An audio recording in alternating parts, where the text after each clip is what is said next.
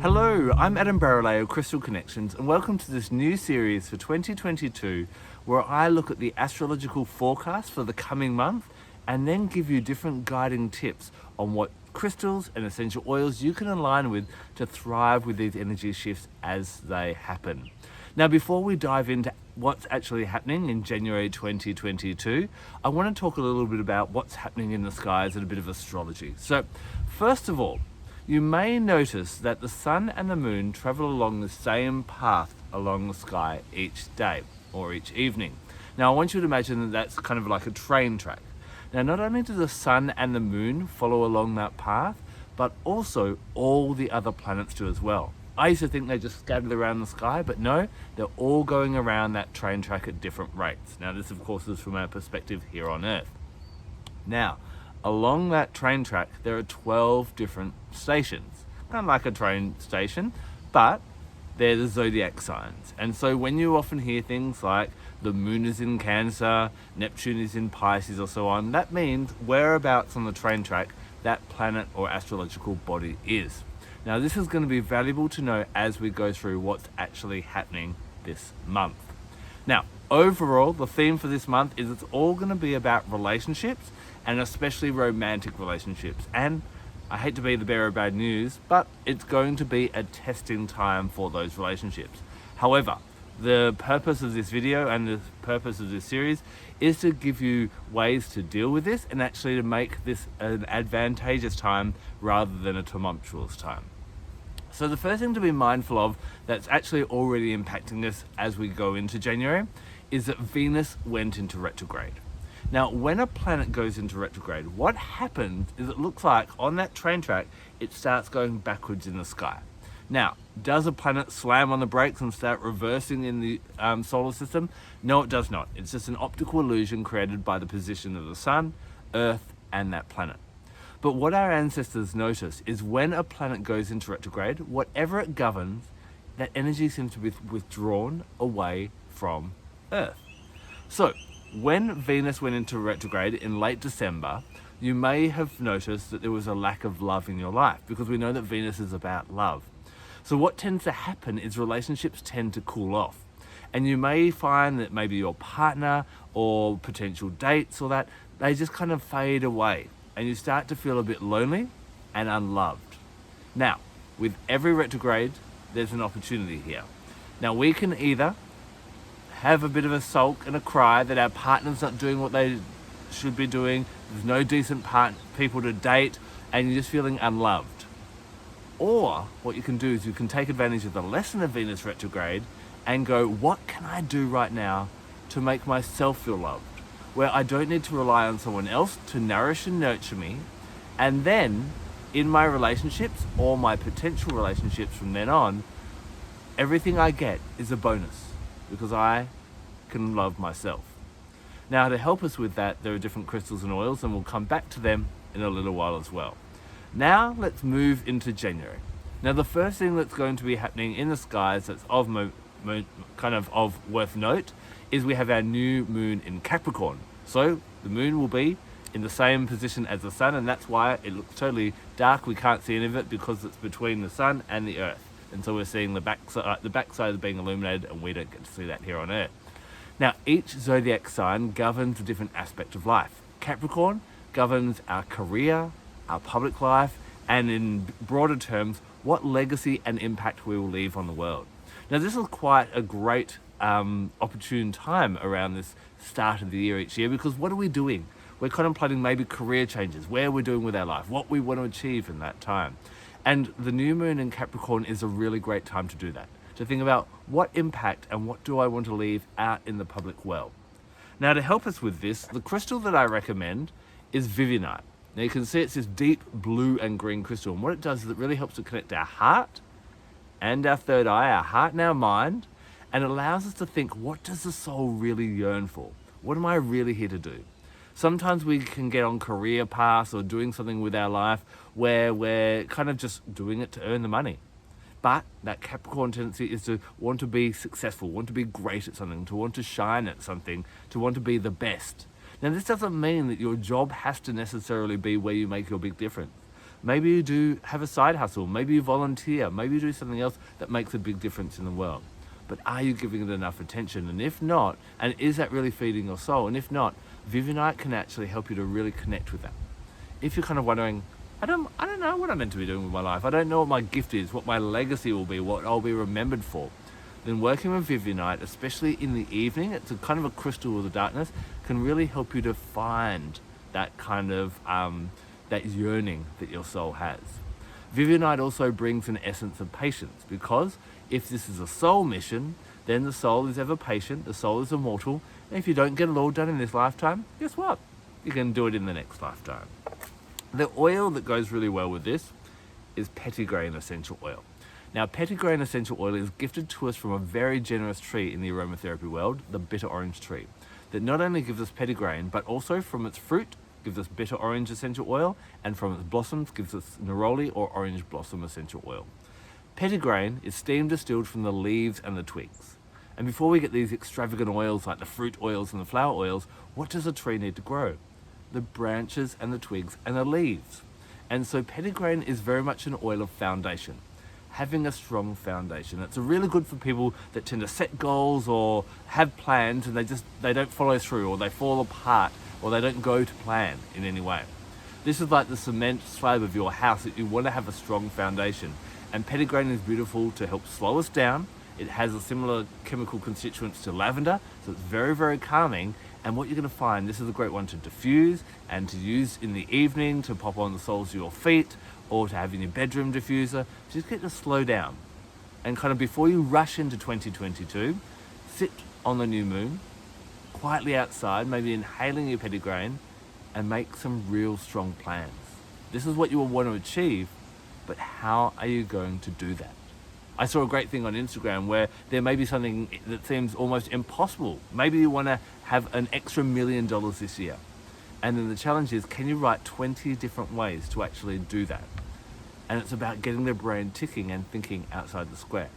Petitgrain will make sure that you stop, relax, think before you rush into something.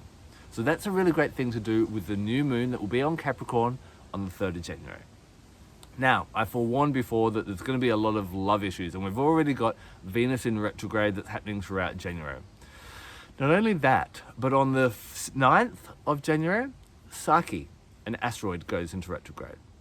Now, I'd really encourage you to jump on either YouTube or Google and read the story of Psyche. In short, Psyche was a beautiful young princess who couldn't find a lover, and her parents were getting rather worried. In the end, the gods ordained that she should marry this man, and she was lifted into a mysterious castle in the sky, and she wasn't allowed to see who this man was each night. He would come to her and they would make amazing love, and in the morning he'd be gone. And she got to live in this beautiful castle all by herself with all the treasures you could dream of, and each night he'd come again.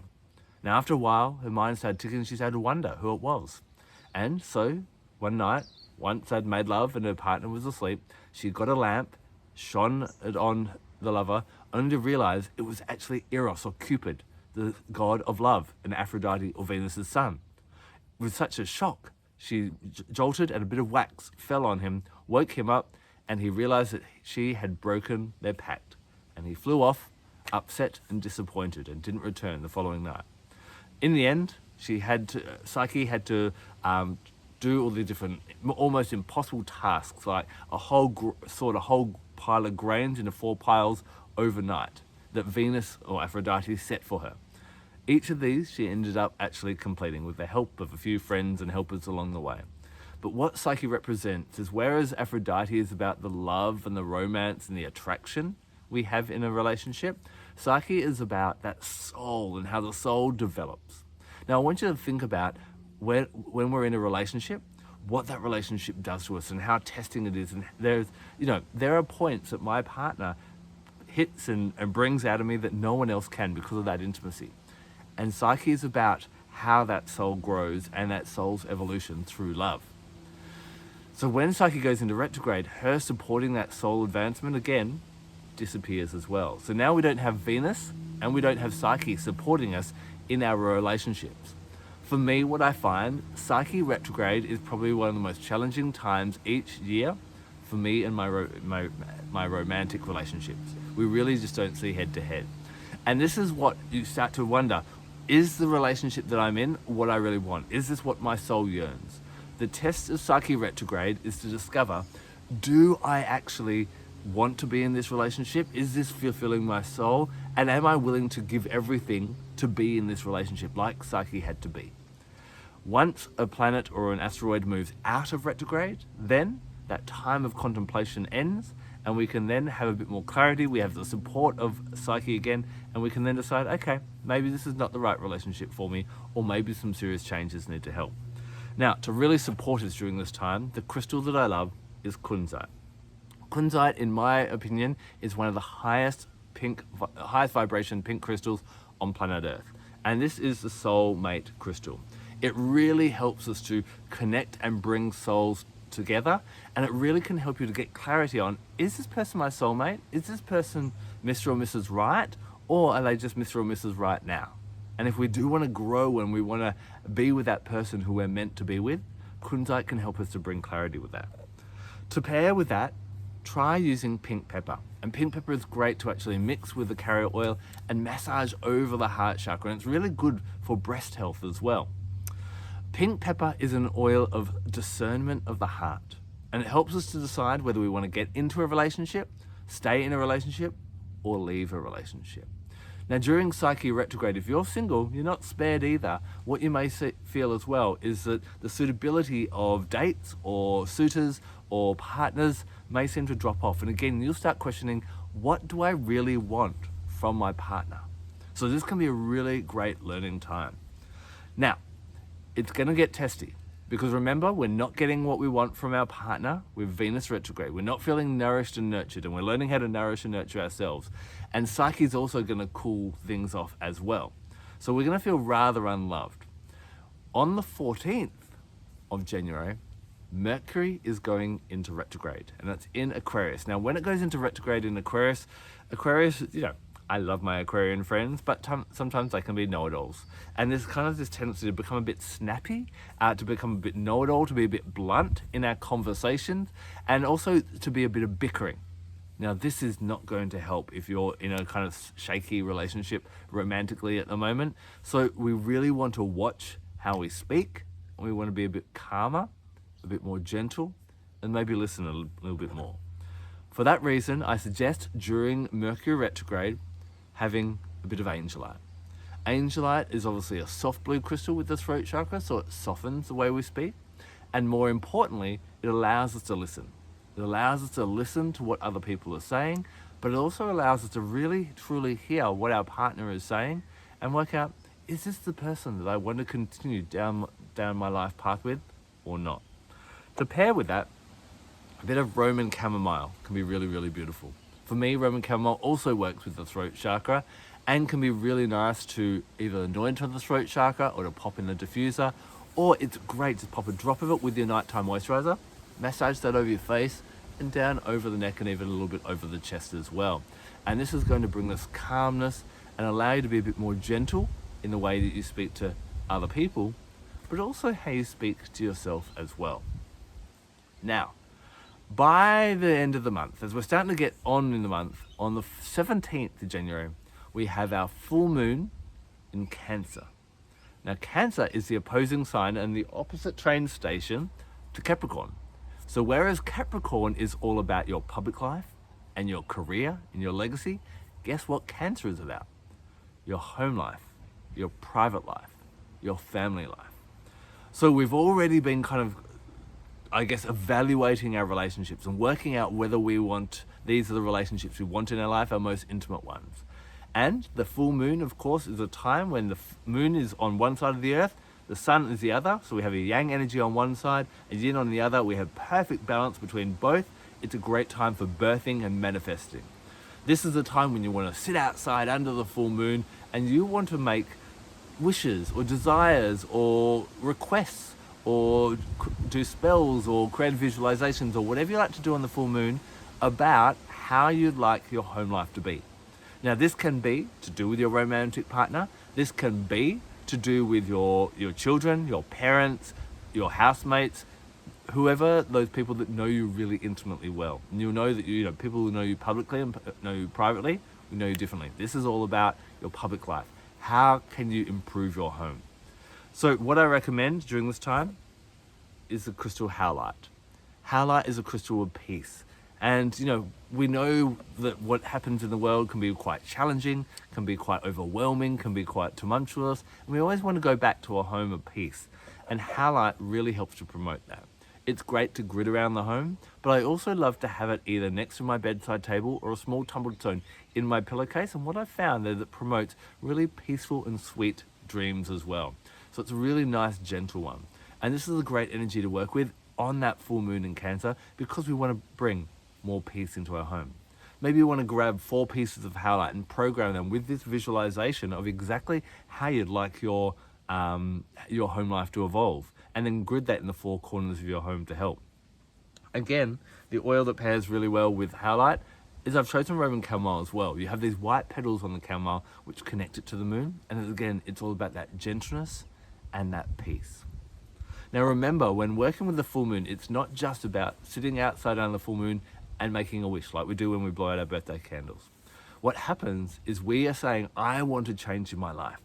And the universe normally goes, deal, I can do that. But it doesn't home deliver, it'll meet you halfway. So you need to start taking steps to manifesting the new home life that you actually want as well.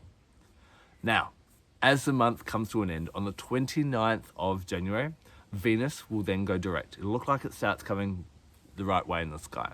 And what you'll feel is that some of that love and that nurturing shall come back again.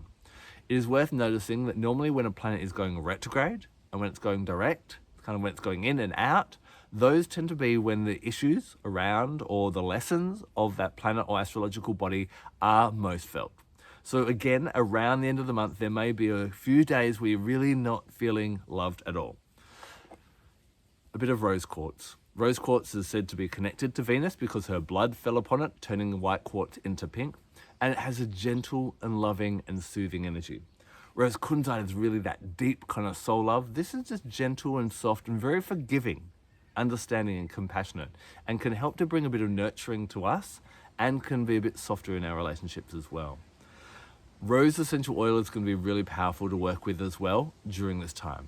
Rose really helps to lift us and open our heart chakra and expand and evolve our heart chakra to unconditional love, where rather than having expectations on what our partner should be or should not be and how they should behave, rather just letting them be who they are, loving them for who they are, not being disappointed when they forget milk or they forget your birthday or they want to do something different to you, when they disagree with you in their point of view or something like that. Imagine if you could love those people in your life, those people that you share a home with, just because of who they are, not because of what they do for you and that type of thing as well. That would also grant you the permission to be who you want to be rather than trying to please other people all the time.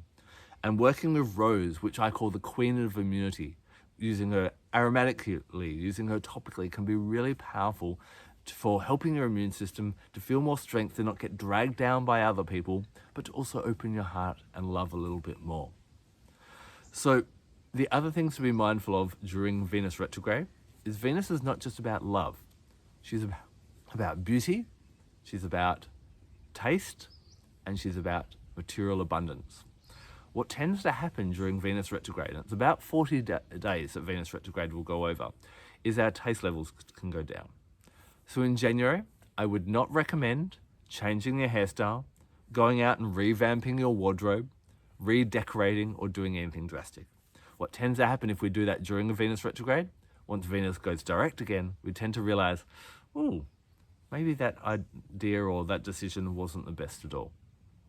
So there are 2 other little minor retrogrades that may or may not be felt, and these are by minor planets that are happening out, beyond kind of at the far extents of our solar system, kind of near Neptune and beyond Pluto. The first one is on the 6th of January, and worth noting a little bit. This is Makemake turns retrograde. Now, Makemake is about equality and fair distribution and making sure that what we're manifesting in our world is for the greatest good. We sometimes, like the rumblings of Pluto that we feel within us, the rumblings of Makemake go, hey, Are you trying to achieve different things that are just for your own well-being, or are they for the greatest good? And this works really well just after the new moon in Capricorn, where we're looking at what we want to give to the world. Are we just working so we receive something, or are we actually working to benefit other people as well?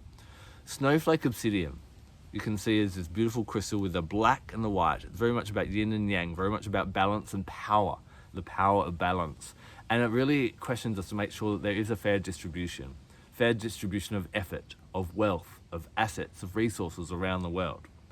And then cumin essential oil, bit of a rare essential oil, but this can be a really great one to work with as well, because cumin actually helps to make sure that whatever desires we have, it's kind of, you know, where we always say, and for the greatest good of all concerned, including cumin in your blends and in your manifestations and so on, can add that. Cumin helps us to manifest for the greatest good of all concerned. Now, the other little retrograde we have is Haumea, and Haumea is very much about balancing our masculine and feminine sides. We want to make sure that if we don't have these two sides in balance, it can be hard to manifest on a full moon, and it can be hard to operate. Regardless of what gender you identify as, or if you're non-binary, we have a masculine and feminine side. The masculine side is that yang, intellectual, objective, progressive, action-orientated. The yin side is that nurturing, intuitive, caring, loving, emotionally led side. If we only have a masculine side, we achieve different things, but there's no heart and there's no fulfillment. And if we only work with our feminine side, we're very caring and very nurturing, but we don't seem to evolve and achieve different things in life. The stone that I choose to work with around Haumea retrograde, the Boji stones. They come in pairs, and you'll see there's a rough side one, which is known as the masculine stone, and there's a feminine one. And you'll feel when you hold them together, a slight magnetic pull.